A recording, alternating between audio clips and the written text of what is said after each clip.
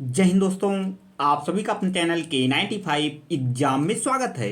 आज का लेक्चर क्या होगा दोस्तों? आज का लेक्चर है आपका आधुनिक भारत का इतिहास, यानी कि मॉडर्न हिस्ट्री से संबंधित आज का ये लेक्चर होगा, जो अति महत्वपूर्ण होगा आप सभी छात्रों के लिए। तो आप सभी मित्र वीडियो के लास्ट तक बने रहिएगा।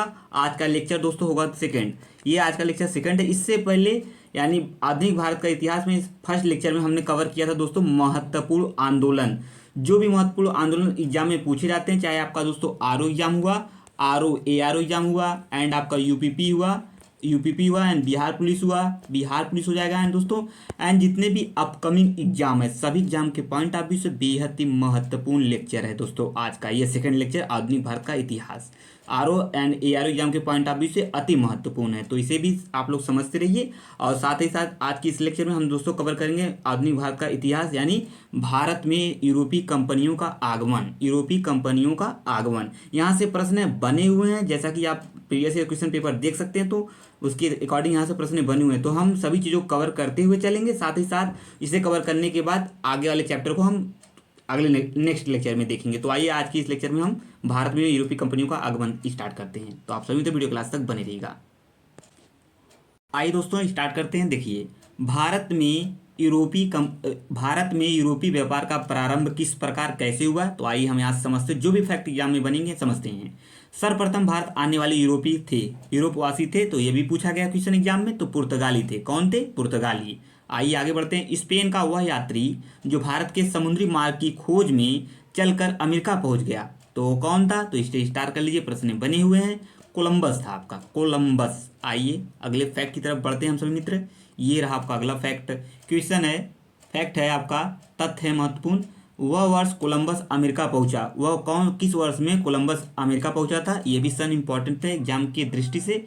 तो भैया इसका राइट आंसर हो जाएगा 1492, 1492 ईस्वी में वो कोलंबस अमेरिका पहुंचा था। वह यात्री जो 1487, 1487 ईस्वी में आशा अंतरिक्ष पहुंचा था, इसे भी आप लोग स्टार कर लीजिए। ये भी इंपॉर्टेंट है परीक्षा की दृष्टि से। बार्थोलोमेव डियाज, ये आशा अंतरिक्ष पहुंचा था। आइए आगे बढ़ते हैं दोस्तों। अगला फैक्ट क्या होगा, अगला तथ्य होगा, आइए देखते हैं उसे भी। आशा अंतरिक्ष का अंग्रेजी शब्द है, सभी दोस्तों को पता होगा। इसका राइट आंसर है केप ऑफ गुड होप। ये है आशा, आशा अंतरिक्ष का अंग्रेजी शब्द है। इसके फर्स्ट वाले लेक्चर में जो मॉडर्न हिस्ट्री का इसका फर्स्ट लेक्चर था दोस्तों, उसमें हमने महत्वपूर्ण आंदोलनों को कवर किया था। जो भी एग्जाम में, किसी भी एग्जाम में जो दोस्तों जो महत्वपूर्ण आंदोलन से प्रश्न बनते हैं, क्वेश्चन बनते हैं, सभी उस वाले लेक्चर में कंप्लीट आपके उस लेक्चर नोट्स में है, अवेलेबल है। वहाँ से जाकर उस वीडियो को जरूर देखिएगा, मेरे द्वारा रिकमेंड किया जा रहा है। आरओ एग्जाम के पॉइंट ऑफ व्यू से अति महत्वपूर्ण लेक्चर है, तो इसे बिल्कुल मिस ना करें दोस्तों। आज के लेक्चर को एंड इसके पिछले वाला लेक्चर को भी कंप्लीट कर सकते हैं आप लोग जाकर। कमेंट प्लेलिस्ट में वीडियो बनी हुई है मॉडर्न इतिहास के नाम से दोस्तों। और साथ ही साथ दोस्तों उसमें कवर करने के बाद हमने चर्चा किया था कि इसके पहले इसके आगे का जो भी महत्वपूर्ण गांधी जी के फैक्ट बनेंगे वहाँ से सब कवर किया जाएगा, बट ऐसा नहीं हुआ। ऐसा इसलिए नहीं हुआ दोस्तों क्योंकि जो भी टॉपिक छूटे हुए हैं उनको कवर किया जा रहा है आज के इस लेक्चर में, ताकि जो भी प्रश्न बने वो भी प्रश्न बने तो आप लोग को कोई प्रॉब्लम ना हो एग्जाम टाइम में दोस्तों, ताकि सब कवर होता हुआ चले। आइए आगे बढ़ते हैं। भारत के पूर्वी समुद्री तट पर स्थित वह बंदरगाह जहां 17 मई 1498 ईस्वी में वास्को डिगामा पहुंचा था, तो ये भी महत्वपूर्ण है दोस्तों। कालीकट। और वास्को डिगामा का स्वागत किसने किया था दोस्तों? जब वो कालीकट पहुंचा था तो स्वागत में जेमुरिन ने स्वागत किया था। और कालीकट का शासक कौन था दोस्तों? जेमुरिन था। इसको भी समझते रहिए क्योंकि सभी चीज़ों को हम समझते हुए चलेंगे, एक भी फैक्ट आपका नहीं छूटेगा जो एग्जाम में प्रश्न अगर वहाँ से बनते हैं तो दोस्तों। जेमुरिन ने स्वागत किया था किसका? वास्को डिगामा पर। कहाँ पहुंचा था 1498? कालीकट के तट पर। एंड शासक जेमुरिन था वहाँ का। द्वितीय पुर्तगाली अभियान का नेता कौन था? अल्वारेज कैब्राल, ये भी प्रश्न पूछा गया है। एंड अगला हुआ प्रथम पुर्तगाली जो 1505 ईस्वी में वायसराय बनकर भारत आया। अति महत्वपूर्ण प्रश्न है दोस्तों एग्जाम की दृष्टि से। फ्रांसिस्को द अल्मेडा, यह प्रश्न बार बार पूछा है दोस्तों। आप जब प्रीवियस ईयर क्वेश्चन पेपर का एनालिसिस करेंगे दोस्तों तो चीज़ें सब क्लियर निकल के आएंगी। आप प्रैक्टिस सेट भी उठाकर देखेंगे तो प्रश्न बनते चले आ रहे हैं इन टॉपिकों को। तो जो तभी मेरे द्वारा दोस्तों कंप्लीट कराया जा रहा है, जो टॉपिक छूटी है तो सबको कंप्लीट कराते हुए तब हम गांधी जी वाले पार्ट को कवर करेंगे दोस्तों, ताकि अगर प्रश्न बने तो प्रॉब्लम क्रिएट ना हो, जैसा कि मैं पहले बात को दोहरा चुका हूँ। आइए आगे बढ़ते हैं, अगले फैक्ट की तरफ बढ़ते हैं। ये आपका अगला फैक्ट है आपका दोस्तों, वह पुर्तगाली जो 1509 ईस्वी में भारत वायसराय बनकर भारत आया। Alfonso de Albuquerque. ऊपर वाले में क्या था? ऊपर वाले में था दोस्तों फैक्ट में वह पुर्तगाली जो 1505 ईस्वी में वायसराय बनकर भारत आया था तो फ्रांसिस्को दी द अल्मीड़ा था। एंड जब 1509 में वायसराय बनकर आया भारत वो अल्फांसो द अल्बुकर्क था। यहाँ 5 है, यहाँ पे 9 है, ये दोनों सन को देखते रहिए दोस्तों, मिस प्रिंटिंग ना हो। अल्फांसो द अल्बुकर्क ये गोवा पर अधिकार 1510 ईस्वी में किया था। इस फैक्ट को भी समझते रहिए। बीजापुर का वह शासक जिसके राज्य में गोवा शामिल था, तो ये भी प्रश्न पूछा गया, यूसुफ आदिल शाह। इस चीज़ को समझते हैं, किसके शासन में, यूसुफ आदिल शाह।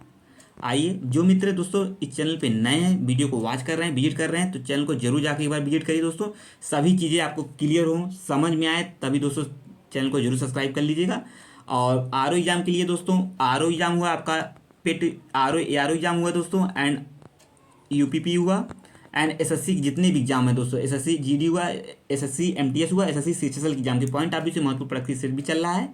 तो सभी चीज़ों को देखने के बाद दोस्तों आपको चीज़ें सब अच्छी लगे तो चैनल को जरूर सब्सक्राइब कर लीजिए। आज की वीडियो को लाइक कर दीजिए, शेयर कर दीजिए अपने मित्रों ग्रुप में, ताकि सभी मित्र इस चैनल के माध्यम से जुड़ सके। कंप्यूटर एग्जाम की तैयारी कर रहे हैं तो बिल्कुल चैनल को सब्सक्राइब कर लीजिए, नोटिफिकेशन को ऑल कर लीजिए, ताकि नई नई वीडियो का नोटिफिकेशन आपके पास पहुँचती रहे। और जल्द मिलेंगे दोस्तों पेट वाले लेक्चर के। पेट एग्जाम 2023 में पेट एग्जाम होना है, उसके लिए अलग से वीडियो बनाएंगे दोस्तों, बनने वाले हैं, तो चैनल पे स्टार्ट होने वाले हैं उसका लेक्चर, तो आप लोग बने रहिएगा। जो मित्र पेट एग्जाम की तैयारी करने स्टार्ट कर रहे हैं दोस्तों, फ्रेशर स्टूडेंट खासकर, और जो मित्र पहले से किए हैं तो उनके लिए तो चैनल से जुड़ ही सकते हैं K95 एग्जाम से। वह देश जहाँ के डच निवासी थे, हॉलैंड, कहाँ के थे, हॉलैंड के। डच निवासी कहाँ के थे, हॉलैंड के थे। वह स्थान जहाँ डचों ने अपनी प्रारंभिक फैक्ट्रियों की स्थापना की, मद्रास एवं अवध। इस चीज़ को भी समझते रहिए। बंगाल में डचों का प्रथम व्यापारिक केंद्र, इसे स्टार कर लीजिए। प्रथम की बात बोला है दोस्तों, जैसा कि मैं हर बार वीडियो में बताता हूँ, तो प्रथम किसी क्वेश्चन के आगे प्रथम लगता है वो ऑलरेडी एग्जाम के पॉइंट ऑफ व्यू से महत्वपूर्ण हो जाता है। चिंसूरा में, यह प्रश्न पूछा गया है, चिंसूरा में बंगाल में डचों का प्रथम व्यापारिक केंद्र चिंसूरा में। आइए अगले प्रश्न की तरफ बढ़ते हैं दोस्तों। अगला फैक्ट क्या है, अगला फैक्ट है आपके सामने, वे स्थल जहां डचों ने 1605, 1610, 1616 ईस्वी में क्रमशः कोठियों की स्थापना की थी। कहाँ की थी, आइए देखते हैं। 1605 में मछलीपट्टनम में, 1610 में पुलिकट में, एंड 1616 में सूरत में। सन याद करके रहिए, क्योंकि सन इसलिए याद इंपॉर्टेंट है दोस्तों कि हिस्ट्री में सन ही तो इंपॉर्टेंट होते हैं एग्जाम के पॉइंट ऑफ व्यू। कोई भी घटना हो घटेगी तो किसी न किसी सन में तो घटेगी ही। तो इस प्रकार के प्रश्न बनते चले आ रहे हैं इस समय, कि कौन से एक तरफ आपका सन दे देगा और पूछेगा कौन से सन में इसकी स्थापना हुई थी। तो आप लोग को मिलान करने वाले प्रश्न को गलत नहीं करना है, तो इसी हिसाब से चीज़ों को समझते रहिए। तो आइए आगे बढ़ते हैं। आप सभी वीडियो के लास्ट तक बने रहिएगा, वीडियो को फुल वॉच करिए दोस्तों, बीच में स्किप करके ना निकल जाइए, ठीक है। वीडियो पूरा देखेंगे तभी चीज़ें लेक्चर वाइज आपको क्लियर होती चली जाएंगी। वह युद्ध जिसमें डचों का भारत अंतिम रूप से पतन हो गया, भारत में वह युद्ध जिसमें डचों का भारत अंतिम रूप से पतन हो गया, वेदरा का युद्ध। महत्वपूर्ण है ये दोस्तों क्वेश्चन। वेदरा का युद्ध कब लड़ा गया था दोस्तों, ये भी प्रश्न एग्जाम में पूछे गए हैं। वेदरा का युद्ध 1759 ईस्वी में पूछा गया है। और इस क्वेश्चन में क्वेश्चन है वह युद्ध जिसमें डचों का भारत अंतिम रूप से पतन हो गया, तो बेदरा के युद्ध में 1759 में इसका युद्ध लड़ा गया था, बेदरा। कोरोमंडल बंदरगाह से डचों द्वारा निर्यात की प्रमुख वस्तु कौन थी, मसाले। क्या थी, सभी दोस्तों पता होगा, मसाले। एक भी चैप्टर नहीं छूटेंगे दोस्तों मॉडर्न इतिहास में, क्योंकि मॉडर्न इतिहास से सभी एग्जाम में प्रश्न अधिक बनते हैं। तो उन सभी चीज़ों को दृष्टिगत रखते हुए सभी चीज़ों को कंप्लीट कराया जाएगा K95 एग्जाम के माध्यम से। और प्रीवियस ईयर क्वेश्चन पेपर का एनालिसिस जरूर कराया जाएगा K95 एग्जाम से, आर एग्जाम के पॉइंट ऑफ व्यू से दोस्तों, सभी चीज़ों को। तो आप सभी तो वीडियो क्लास तक बने रहिएगा और चैनल से जरूर जुड़े रहिए दोस्तों, महत्वपूर्ण एग्जामों की तैयारी करने के लिए दोस्तों। वह वर्ष जब बेदरा का युद्ध हुआ था, अभी ऊपर हमने समझा है, तो इसे स्टार्ट कर लीजिए। 1759 ईस्वी में बेदरा का युद्ध लड़ा गया था। आइए आगे बढ़ते हैं दोस्तों। वीडियो अच्छा लग रहा है तो कमेंट करके जरूर बताइएगा आज का यह वीडियो कैसा रहा। सेकंड लेक्चर है आपका मॉडर्न इतिहास से, इसे फर्स्ट वाले लेक्चर को जरूर जाके देखिएगा, क्योंकि उसमें महत्वपूर्ण आंदोलनों को कवर किया गया है। बेदरा का युद्ध किसके मध्य हुआ है, अंग्रेजों एवं डचों के मध्य। बेदरा का युद्ध अंग्रेज एवं डचों के मध्य लड़ा गया था। अंग्रेजी सेना का नेतृत्व किया किसने, क्लाइव ने। यहाँ पे भी कुछ फैक्टों को समझते रहेंगे। अंग्रेजी सेना का नेतृत्व किसने किया था, क्लाइव ने किया था। भारत में डचों के व्यापारिक पराजय का कारण क्या था, भारत में डचों का व्यापारिक पराजय का कारण था कमजोर सामुद्रिक शक्ति। देखिए कुछ क्या है दोस्तों, ये कॉन्सेप्ट से प्रश्न बन सकते हैं। तो भारत में डचों के व्यापारिक पराजय का कारण क्या था, मुख्य कारण क्या था, तो कमजोर सामुद्रिक शक्ति की वजह से डचों ने पराजय हो गया था, पराजय उनकी हो गई। इस चीज़ की भी समझते रहिए, कॉन्सेप्चुअल क्वेश्चन बन रहे हैं एग्जाम में, इसे भी आप लोग फॉलो करते रहिए मैटर को। वह अंग्रेजी कंपनी जिसकी स्थापना 31 दिसंबर 1600 ईस्वी को हुई, ये भी अति महत्वपूर्ण प्रश्न पूछा गया एग्जाम में। ईस्ट इंडिया कंपनी की स्थापना 31 दिसंबर 1600 ईस्वी को हुई थी। ईस्ट इंडिया कंपनी के गठन के समय इंग्लैंड की महारानी थी, कौन थी? एलिजाबेथ प्रथम। सभी जानते होंगे तो इसका राइट आंसर। आइए हम अगले प्रश्न अगले फैक्ट की तरफ बढ़ते हैं दोस्तों। इसे कंप्लीट करने के बाद देखिए मॉडर्न इतिहास से सभी चीज़ों को कंप्लीट करना, लेक्चर वाइज हम प्रश्नों को समझेंगे जो विभिन्न एग्जामों जो महत्वपूर्ण प्रश्न बने हैं मॉडर्न इतिहास से, हिस्ट्री से, सभी प्रश्नों को हम सॉल्व करेंगे। इस चीज़ को भी समझते रहिए ताकि सभी चीज़ों पर अच्छी से पकड़ हो सके। अगर क्वेश्चन एग्जाम में बने तो दोस्तों गलतियाँ बेहद ही कम हो, अगर हो भी तो बेहद ही कम हो। ठीक है, आइए आगे बढ़ते हैं। ब्रिटेन का वह राजदूत जो 1611 ईस्वी में जहांगीर के दरबार में आया था, तो इसे आप लोग मेरे द्वारा कहे बिना ही इसे स्टार कर लीजिए क्योंकि ये अति महत्वपूर्ण प्रश्न है। कैप्टन हॉकिंस है जो 1611 ईस्वी में जहांगीर के दरबार में आया था, ब्रिटेन का वह राजदूत था। वे हॉकिंग को जहांगीर ने 400 जात का मनसब दिया था। इसको भी समझते रहिए दोस्तों। आइए आगे बढ़ते हैं, अगले प्रश्न की तरफ बढ़ते, अगले फैक्ट की तरफ बढ़ते हैं। ये आपका अगला फैक्ट है आपका तथ्य है। प्रारंभ में पूर्वी देशों से व्यापार करने का एकाधिकार ईस्ट इंडिया कंपनी को प्रदान किया, किसने किया था? तो महारानी एलिजाबेथ ने ही किया था। एंड 1632 ईस्वी में अंग्रेजों को सुनहरा फरमान दिया, इसे स्टार कर लीजिए, प्रश्न ने पूछा है। 1632 ईस्वी में अंग्रेजों को सुनहरा फरमान दिया था गोलकुंडा के सुल्तान ने, इसे समझते रहिए, प्रश्न बना हुआ है। वह मुगल शासक जिसने सर्वप्रथम ब्रिटिश इंडिया कंपनी को भारत में व्यापार करने की अनुमति दी, तो जहांगीर ने ही दी थी, तो इसे भी स्टार कर लीजिए। देखिए जो मेरे द्वारा प्रश्न स्टार कराए जाते हैं वो अति महत्वपूर्ण है दोस्तों, क्योंकि मैंने सभी चीज़ों के एनालिसिस करते हुए सभी टॉपिक को लेक्चर वाइज कंप्लीट कर रहा हूँ as a hand written notes में। इस चीज़ को भी समझते रहिए क्योंकि previous year question paper and जो प्रैक्टिस सेट के प्रश्न होते हैं दोस्तों, और साथ ही जो प्रश्न बनने की आगामी एग्जाम में बनने की संभावना होती है, सभी चीज़ों को इकट्ठा करके सभी चीज़ें बताई जाती ताकि प्रश्न में एग्जाम में प्रश्न बने तो आप लोग आसानी से सॉल्व कर लें। तो इसीलिए मेरे द्वारा जो प्रश्न स्टार कराए जाते हैं वो अति महत्वपूर्ण है दोस्तों, उससे बेहद ही ईमानदारी पूर्वक उसे आप लोग समझते रहा करिए दोस्तों, क्योंकि महत्वपूर्ण होते हैं एग्जाम में, वो प्रश्न आ ही जाते हैं। आइए आगे बढ़ते हैं। ये आपका अगला क्वेश्चन है। वह स्थान जहां अंग्रेजों ने अपना पहला व्यापारिक केंद्र स्थापित किया था, पहले की बात आ गई है फिर दोस्तों, तो इसका राइट आंसर है सूरत में। भारत में आने वाले यूरोपीय व्यापारी का कम था, क्या काम था दोस्तों? कौन कम क्रम है, सॉरी यहाँ देखिए क्रम है, थोड़ा सा राइटिंग एरर है। भारत में आने वाले यूरोपीय व्यापारी का क्रम है, तो इससे स्टार कर लीजिए, प्रश्न ऑलरेडी बने हुए हैं एग्जाम में, कोई भी एग्जाम हो आपका दोस्तों बने हुए हैं क्वेश्चन यहाँ से। पुर्तगाल हैं, डच हैं, अंग्रेज हैं, फ्रांसीसी हैं, जो 1644 ईस्वी तक आए थे दोस्तों। क्या कैसे, फिर से एक बार देख लीजिए, पुर्तगाल, डच, अंग्रेज एंड फ्रांसीसी थी, ये क्रम है दोस्तों, इसे आप लोग समझ लीजिए। आइए आगे बढ़ते हैं। ईस्ट इंडिया कंपनी को कितने वर्षों के लिए व्यापारिक एकाधिकार प्रदान किया गया था? तो इसे आप लोग सभी जानते होंगे, 15 वर्षों के लिए। 15 वर्षों के लिए ईस्ट इंडिया कंपनी को व्यापारिक एकाधिकार प्रदान किया गया था, ये भी प्रश्न बन ही सकता है। आइए आगे बढ़ते हैं। अगला फैक्ट कह रहा है ये, वह वर्ष जब अकबर के दरबार में प्रथम अंग्रेज दूत मंडल आया, किसके दरबार में? अकबर के दरबार में प्रथम अंग्रेजों का दूत मंडल आया था, तो 1585 ईस्वी में, 1585 में दोस्तों, इसे भी आप लोग समझते रहिए। भारत का वह बंदरगाह जहां अंग्रेजों का पहली बार आगमन हुआ था, तो इसे आप लोग स्टार कर लीजिए। पहली बार आगमन पूछ रहा है दोस्तों, किसका? बंदरगाह का, अंग्रेजों का पहली बार, मछलीपट्टनम में दोस्तों। वह वर्ष जब अंग्रेजों ने दक्षिण भारत में अपना पहला कारखाना लगाया था, इसे भी स्टार कर लीजिए, प्रश्न बने हैं 1611 ईस्वी में दोस्तों। आप क्योंकि आप सभी दोस्तों से बस दोस्तों एक ही चीज़ें हम कहेंगे दोस्तों, आप सभी मित्र वीडियो के लास्ट तक अंत तक बने रहेंगे और वीडियो को फुल वॉच करेंगे दोस्तों, तो चीज़ें आप लोगों को क्लियर समझ में आएंगी। इस चीज़ को भी समझते रहिए और कमेंट करके जरूर बताइएगा दोस्तों, मॉडर्न हिस्ट्री का यह सेकंड लेक्चर आप सभी मित्रों को कैसा लगा। सभी चीज़ें बताते रहिए दोस्तों। कोई भी एक आपका क्वेश्चन हो या कोई भी प्रॉब्लम हो, सब आप कमेंट बॉक्स में पूछ सकते हैं दोस्तों, या कोई क्वेरी हो या कोई सजेशन हो तो आप लोग जरूर बताइए कमेंट बॉक्स में, उसे मेरे द्वारा कंप्लीट कराया जाएगा K95 एग्जाम के माध्यम से, उसका जवाब जरूर दिया जाएगा दोस्तों। इस चीज़ को भी समझते रहिए। वह राजदूत जिसे सम्राट जेम्स प्रथम ने, कौन? सम्राट जेम्स प्रथम ने 1615 ईस्वी में जहांगीर के दरबार में भेजा था, सर टॉमस रो, इसे स्टार कर लीजिए, सर टॉमस रो हैं।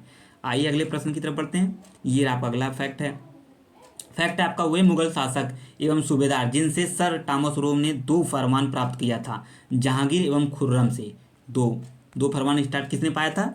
टॉमस रो ने, सर टॉमस रो ने 2 फरमान प्राप्त किया था जहांगीर एवं खुर्रम से।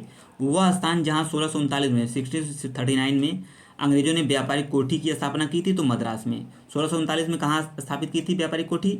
तो इसका राइट आंसर है मद्रास में। आइए आगे बढ़ते हैं। सभी चीज़ों को हम कवर करते हुए चलेंगे, जो भी एक भी टॉपिक छूटने नहीं पाएंगे दोस्तों, क्योंकि एक भी टॉपिक छूटा अगर वहाँ से प्रश्न बने अगर एग्जाम में, तो दिक्कत प्रॉब्लम क्रिएट होगा दोस्तों। सो सभी चीज़ों को हम कवर करते हुए चलेंगे। आज के इस लेक्चर में हम पुर्तगाली कंपनियों को हम देख रहे हैं, इस चीज़ को भी समझते रहिए। मद्रास के कारखाने की किलेबंदी कर अंग्रेजों ने उसका नाम दिया था, क्या दिया था? Fort Saint George. ये भी महत्वपूर्ण है। वह वर्ष जब अंग्रेजों ने व्यापारिक कोठी की स्थापना हुगली में की थी, तो वह सन कौन था? व्यापारिक कोठी हुगली में, तो इसका राइट आंसर 1651 ईस्वी में। इस चीज़ को भी समझते ही है। आइए अगले फैक्ट की तरफ हम बढ़ते हैं दोस्तों। पुर्तगाल की वह राजकुमारी जिससे 1668 ईस्वी में इंग्लैंड के सम्राट चार्ल्स द्वितीय का विवाह हुआ था, सभी दोस्तों जानते होंगे, कैथरीन। चर्चित प्रश्न है। और दहेज में उन्हें क्या प्राप्त हुआ था दोस्तों? मुंबई, जिसे बम्बई के नाम से जाना जाता था, वो प्राप्त हुआ था दहेज के रूप में, सभी दोस्तों को पता होगा। आइए आगे बढ़ते हैं। आइए अगला फैक्ट देखते हैं। अगला फैक्ट क्या करें एग्जाम के पॉइंट ऑफ व्यू से। फैक्ट है आपका, वह वर्ष जब चार्ल्स ने मुंबई को ईस्ट इंडिया कंपनी को दे दिया, तो भैया इसका राइट आंसर हो जाएगा आपका 1668 ईस्वी में। चार्ल्स द्वितीय ने मुंबई को ईस्ट इंडिया कंपनी को दे दिया 1668 ईस्वी में। 1633 ईस्वी में पूर्वी भारत में अंग्रेजों ने अपना पहला कारखाना, कब, कहाँ? पूर्वी भारत में। पूर्वी भारत में दोस्तों बात कर रही है, ये आपका इंडिया का मैप होगा दोस्तों, तो ये कह रहा है पूर्वी भारत में। इस चीज़ को भी समझ रही है। पूर्वी भारत में मतलब यहाँ उड़ीसा वाले साइड में, उड़ीसा में दोस्तों। आइए आगे बढ़ते हैं। उड़ीसा वाले साइड में आपका, उड़ीसा में, ठीक है। कंपनी ने, आइए आगे बढ़ते हैं दोस्तों। अगला है, कंपनी ने 3 गांव सूतानटी, कोलिकता एवं गोविंदपुर की जमींदारी 1200 रुपये में कब प्राप्त की थी? तो 1698 ईस्वी में। ये भी प्रश्न समझते रहिए, क्वेश्चन बन सकता है यहाँ से। तीनों गांवों में निर्मित कारखानों के अगल बगल बनाया गया था, क्या बनाया था? फोर्ट विलियम बनाया गया था, तो इस चीज़ को भी समझते रहिए। आइए आगे बढ़ते हैं दोस्तों, अगले फैक्ट की तरफ हम बढ़ते हैं। फैक्ट अगला है, वह व्यक्ति जिसके प्रयास से कलकत्ता नगर की नींव पड़ी। इससे बिल्कुल आप लोग स्टार कर लीजिए दोस्तों। जाप चारनाक प्रश्न बने हुए हैं, आप भी पिछला पेपर देख लेंगे उठा कर, या प्रीवियस क्वेश्चन पेपर देख लेंगे, या प्रैक्टिस सेट देख लेंगे, तो सब में प्रश्न ये मिलेगा आपको। जाप चारनाक कलकत्ता नगर की नींव पड़ी थी। कंपनी का वह डॉक्टर, तो आइए आगे बढ़ते हैं दोस्तों। कंपनी का वह डॉक्टर जिसने मुगल शासक फर्रुखसियर के प्राण घातक फोड़े के निजात दिलाया था, तो विलियम हैमिल्टन। कौन था? William Hamilton. ये भी चीज़ को जानते रहिए दोस्तों। मुगल भारत में अंग्रेजी व्यापार की सर्वाधिक महत्वपूर्ण वस्तु क्या थी? सूती वस्त्र था। ये भी कुछ कॉन्सेप्चुअल बेस है क्वेश्चन। वह मुगल शासक जिसने 1717 ईस्वी में फरमान द्वारा कंपनी को बंगाल में निःशुल्क व्यापार अधिकार प्रदान किया था, फर्रुखसियर ही।